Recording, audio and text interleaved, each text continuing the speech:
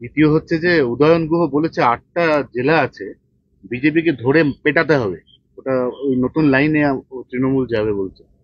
ना वो ठीक আছে। देखिए घर का कुत्ता शेर होता है, अपने घर में कुत्ता भी शेर होता है। তো কুচবিহারের বাইরে ওকে কে চেনে?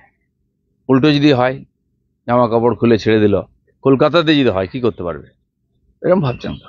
ক্ষমতা চিরদিন থাকে না। আর ক্ষমতার জোরে আস্ফালন করলে, আর যারা ক্ষমতার দাস, তাদের লোকে ভুলে যায়। বহু লোককে চোখ বোলান না একটু পশ্চিমবাংলায়, এরকম অনেক শের ছিল আগে, তারা কোথায় আছে?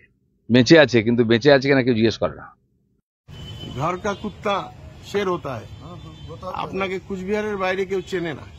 কলকাতায় জামা কাপড় খুলে নিলে কি হবে? ওটা দিলীপ ঘোষ বলে দিলেন, প্রমাণ করে দিলেন যে ঘরের কুকুর শের হয়।